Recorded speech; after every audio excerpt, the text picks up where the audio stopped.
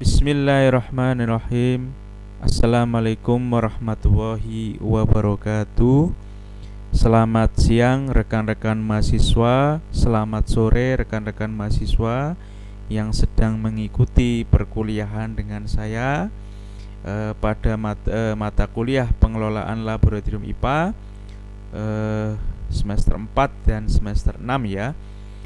Pada seri perkuliahan ini, pertemuan yang ketiga, melalui video ini saya akan memaparkan materi yaitu prinsip dasar pengelolaan laboratorium IPA. Pada pertemuan sebelumnya kita sudah mempelajari apa itu pengertian dari laboratorium gitu ya. Nah, laboratorium IPA di sekolah ini ada sedikit perbedaan dengan laboratorium yang berkaitan dengan penelitian atau di perguruan tinggi gitu ya. Nah, laboratorium di sekolah itu atau laboratorium IPA di sekolah adalah sarana belajar yang dirancang khusus untuk memberikan kesempatan pada siswa agar berinteraksi dengan objek secara langsung ya. Ini adalah kegiatan ilmiah dengan menggunakan beragam peralatan dan bahan yang tersedia untuk mendapatkan beragam keterampilan, pemahaman konsep dan nilai efektif. Itu ya. Jadi di sini ada perbedaan antara laboratorium IPA di sekolah dan laboratorium penelitian yang ada di perguruan tinggi maupun lembaga riset negara gitu ya. Jadi di laboratorium IPA di sekolah ini semua alat bahan, petunjuk praktikum gitu ya, itu sudah disediakan. Nah, kemudian tinggal siswanya itu melakukan praktikum. Istilahnya masih diurusi oleh guru gitu ya. Nah, masih dipantau, masih diajarin cara menggunakan alat dan sebagainya. Intinya di sini masih dituntun gitu ya. Berbeda dengan laboratorium riset penelitian. Jadi seorang praktikan itu sudah mempersiapkan sendiri apa yang dia cari, kemudian melakukan praktikum sendiri dengan metode yang dia kembangkan, kemudian dia menyimpulkan sendiri berdasarkan hasil riset dan elaborasi artikel atau jurnal-jurnal yang mereka kumpulkan gitu ya. Nah, kemudian kembali ke sini, kegiatan laboratorium ini dapat meningkatkan ya. Jadi laboratorium IPA di sekolah itu dapat meningkatkan di sini ada beberapa aspek ya. Keterampilan proses, menganalisis, komunikasi dan konseptualisasi gitu ya. Jadi ketika melakukan praktikum ini biasanya muncul banyak skill atau soft skill ya. Misalnya ketika pada kelompok Anda berdiskusi, di situ nanti pasti muncul sikap-sikap. Misalnya saya ambil berkomunikasi. Nah, di situ nanti ada diskusi. Nah, jadi ada kolaborasi ya dan kooperatif antar kelompok. Kemudian kejujuran ketika menyampaikan hasil dari risetnya atau hasil dari praktikumnya ya dalam bentuk laporan gitu ya. Jadi intinya kalau Anda praktikum itu harusnya bersikap jujur dan sesuai dengan fakta gitu ya.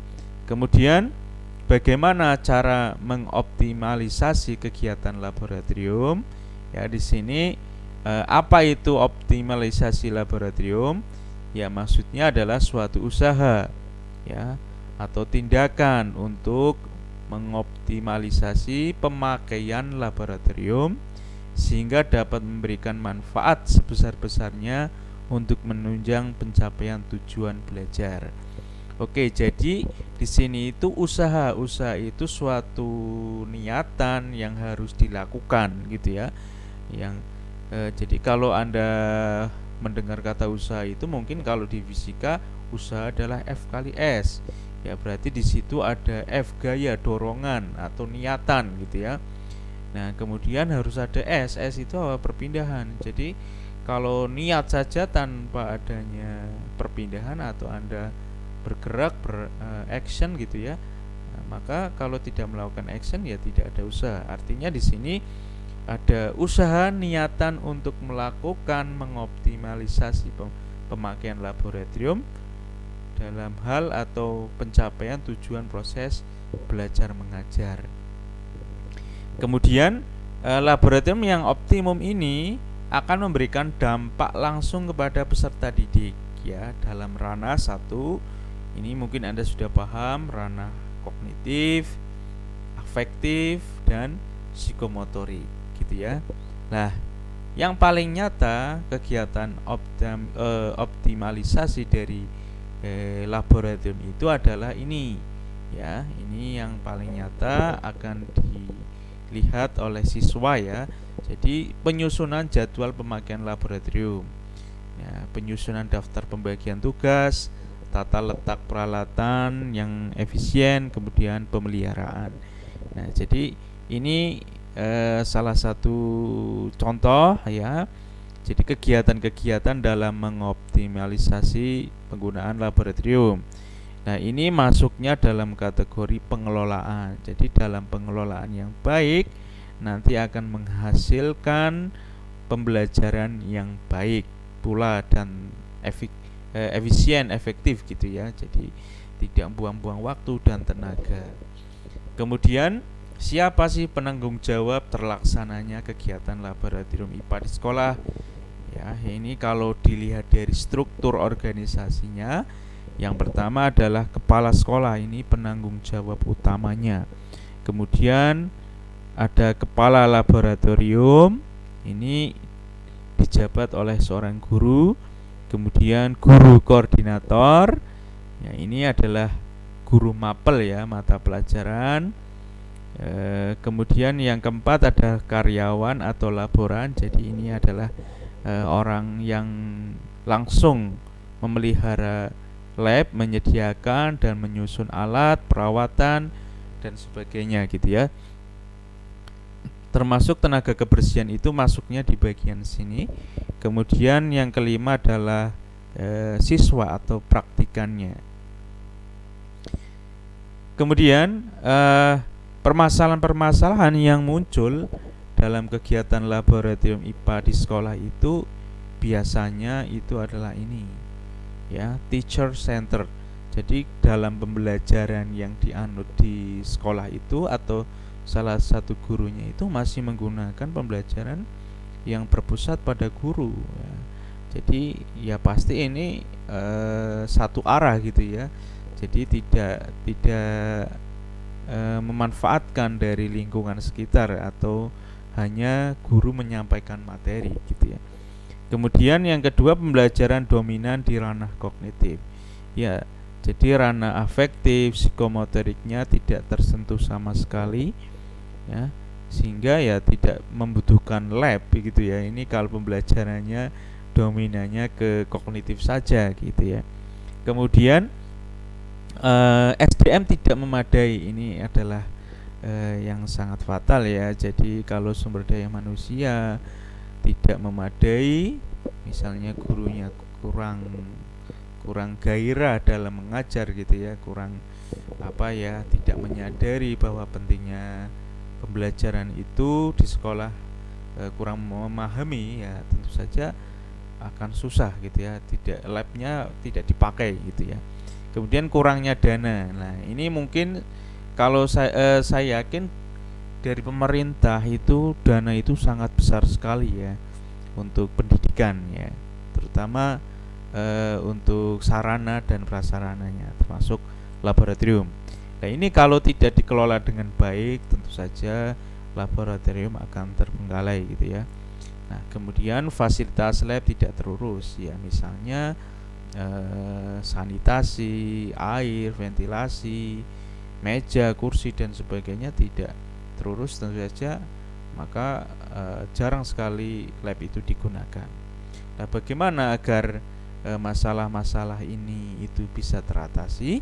Maka perlu dilakukan suatu pengelolaan ya di manajemen, atau ada kesadaran bahwa lab itu harus dikelola gitu ya. Nah, agar tujuannya ya kembalikan ke siswa atau tujuan pembelajaran ya yang efektif dan efisien. Kemudian berarti harus menyadari ya, jadi pentingnya suatu kegiatan pengelolaan laboratorium gitu ya. Nah, kalau dilihat dari bahasa atau harfiahnya adalah menurut arti kata, mengelola adalah mengendalikan, menjalankan atau mengurus manajemen gitu ya. Nah, dari pengertian yang lebih luas, mengelola adalah suatu proses penggunaan sumber daya secara efektif untuk mencapai suatu sasaran gitu ya. Nah, bagaimana dengan pengelolaan laboratorium? Yaitu kegiatan pelaksanaan dalam pengadaan, pengadministrasian, perawatan, pengamanan, perencanaan perencanaan untuk mengembangkan laboratorium dan evaluasi secara efektif dan efisien sesuai dengan tujuannya gitu ya. Jadi dalam pengelolaan laboratorium itu di situ ada banyak pekerjaan dimulai dari pengadaan ya. Jadi lab itu tentu saja kan butuh peralatan, bahan, apalagi dan fasilitas gitu ya. Nah, perlu diadakan atau pengusulan ke sekolah gitu ya. Nah, kemudian administrasi direkap, didata apa saja barang-barangnya, kemudian dilakukan perawatan, kemudian pengamanan ya, kemudian perencanaan untuk mengembangkan. Nah, jadi di samping itu ada perencanaan ke depan selalu ya, dibuat suatu perencanaan agar dalam pelaksanaan pembelajaran di lab itu efektif dan efisien ya. Nah, termasuk di dalamnya adalah kegiatan evaluasi itu untuk mengembangkan laboratorium, karena dari hasil evaluasi itu pasti nanti akan muncul kebijakan. Misalnya dipantau dalam 1 tahun ada kursi yang rusak, nah itu bentuk dari evaluasi sehingga nanti ada tindakan gitu ya. Kemudian laboratorium yang dikelola dengan baik ini akan memiliki karakteristik ya. Nah, satu adalah efektif ya, tadi sudah saya singgung. Efisien ini berkaitan dengan waktu, energi, biaya. Kemudian sehat dan aman ya, yaitu penerangan, ventilasi, air bersih. Nah, fasilitas-fasilitas lab ini kalau tercukupi tentu saja akan memberikan karakter yang sehat gitu ya. Kemudian peralatan atau fasilitas selalu siap pakai dan aman, ini karena dilakukan pemeliharaan ya. Kemudian seluruh aktivitas laboratorium mudah dikontrol, yaitu dengan adanya administrasi yang baik, visualisasi informasi yang jelas dan program yang jelas. Oke, ini dengan adanya pengadministrasian maka dapat dikontrol ketersediaan sarana dan prasarana yang ada di laboratorium. Kemudian yang terakhir, memenuhi kebutuhan psikologis. Itu secara visual menarik dan menyenangkan, iklim kerja yang baik dan kesejahteraan lahir batin yang memadai. Ini faktor yang terakhir itu ya, dengan adanya sarana yang baik, lab yang tersusun rapi, ketika masuk di dalam lab itu suasananya senang sehingga pembelajarannya itu sangat menyenangkan bagi anak-anak dan harapannya tercapai pembelajarannya gitu ya. Kemudian dalam kegiatan pengelolaan lab ini ada prinsip dasar yang harus dipegang ya. Jadi semuanya itu berdasarkan atau yang ditonjolkan itu adalah ini, peningkatan kualitas sumber daya manusia. Jadi semuanya yang ada di laboratorium pengelolaannya itu tujuan utamanya adalah peningkatan kualitas sumber daya manusia yang ada di lingkungan sekolah ya. Jadi tidak hanya siswa saja, Tidak hanya guru saja, tapi semuanya. Dengan pengelolaan laboratorium ini, semua guru, siswa itu nanti akan mendapatkan ilmu yang baru, kemudian gurunya semakin terampil, ilmunya semakin berkembang, semakin kreatif, menciptakan bentuk praktikum-praktikum yang baru gitu ya, yang kreatif gitu ya. Jadi semua aspek ya. Jadi hal ini harus ditingkatkan ya. Jadi peningkatan SDM ini. Lah, maka harapannya itu laboratorium IPA harus apa? Tepat guna, berdaya guna ya. Jadi lab itu ya sesuai dengan manfaatnya atau kegunaannya untuk menunjang pembelajaran gitu ya. Kemudian mendukung pembelajaran IPA ya, di samping teoritik di kelas, maka harus dilakukan praktikum gitu ya. Kemudian lab itu harus terawat. Ini berkaitan dengan kondisi fasilitas gitu ya.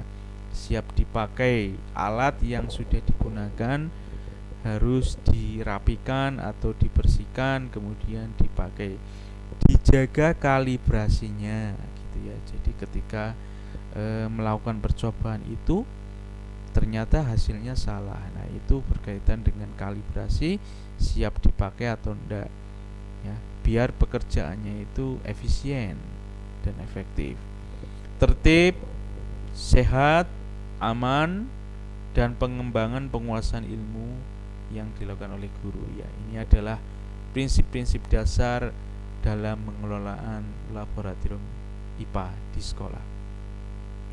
Kemudian aspek apa yang harus dikembangkan atau harus dikelola ya, yaitu perencanaan, penata laksanaan, administrasi atau inventaris, pengamanan dan perawatan dan monitoring. Ini akan saya singgung insya Allah minggu depan karena ini materinya cukup banyak gitu ya.